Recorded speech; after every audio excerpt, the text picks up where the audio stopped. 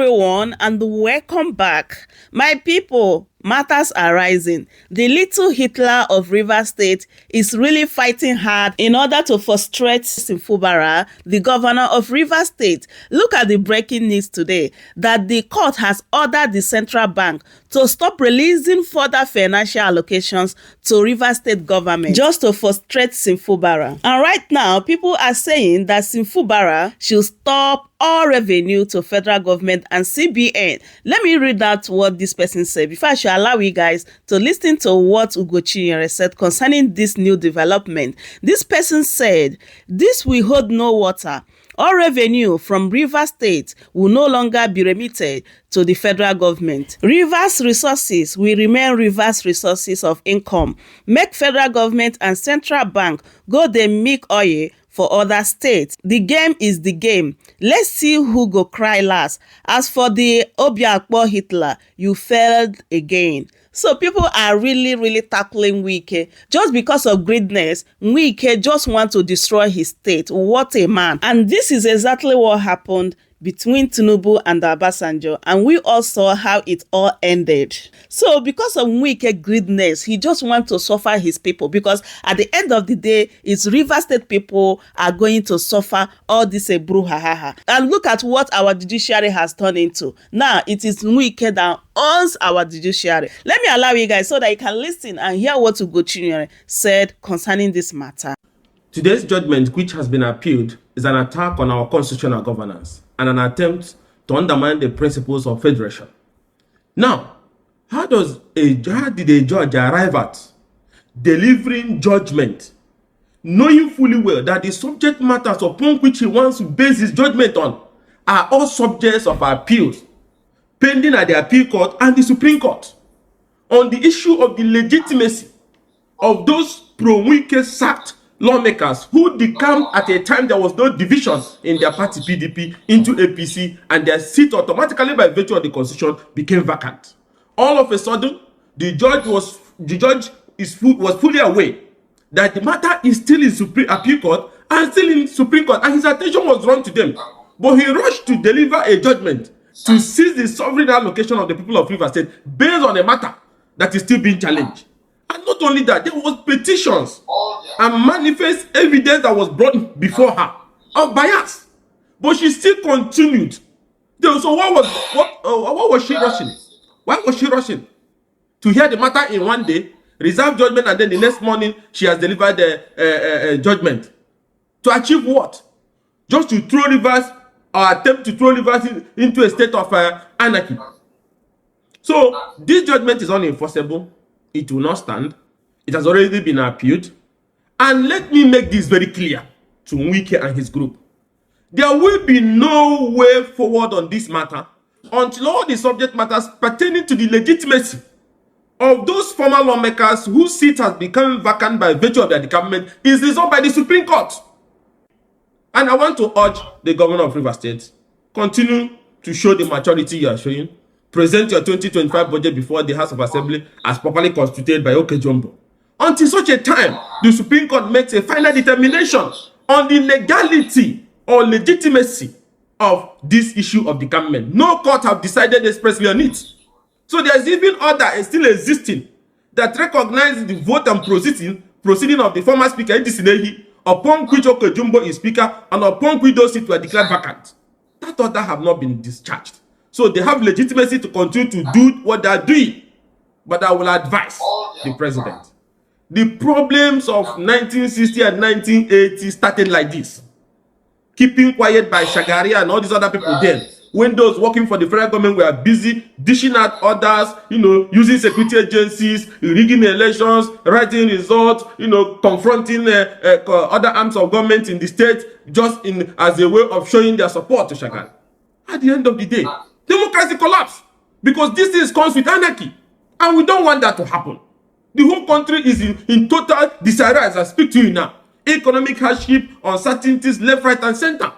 And then one man is playing, and his group using our federal high court to show that maybe at the end, when they are done, Nigeria should completely lose faith in the judicial system. And I want the CJN to stop this whole thing happening at the Federal High Court. So today's judgment was an attempt to undermine constitutional governance. Unacceptable, unenforceable. The opposition does not accept it. It has been appealed, so nothing will happen going forward.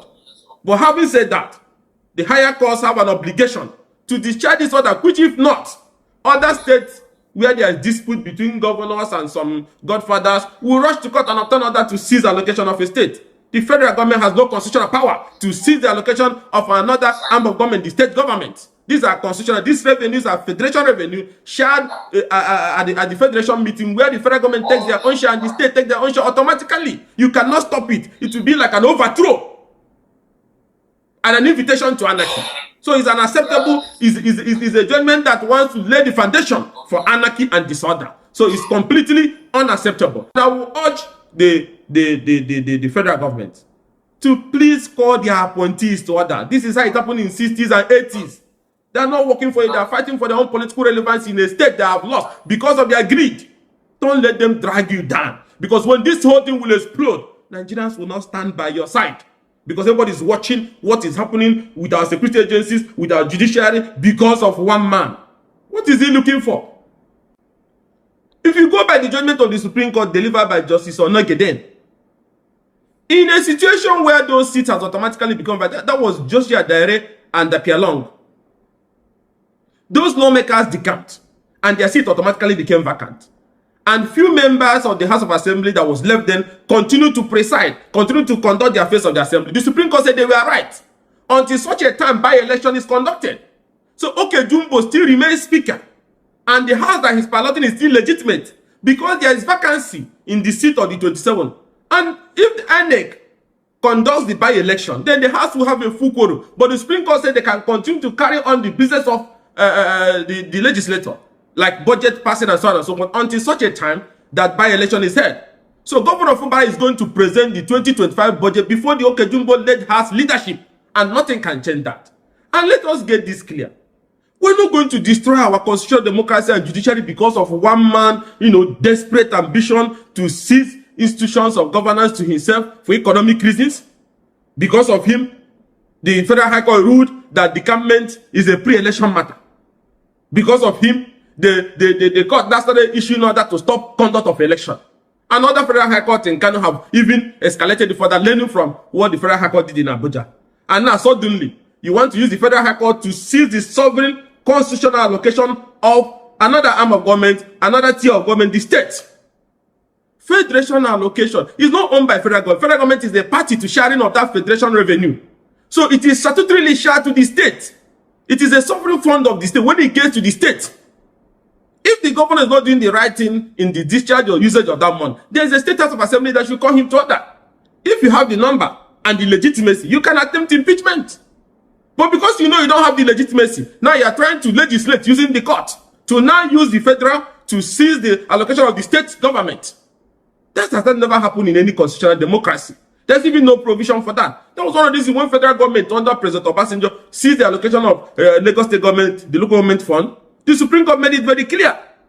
And that was how President Bola Tinubu, then governor of Lagos State, was able to retrieve the money that was seized by the federal government.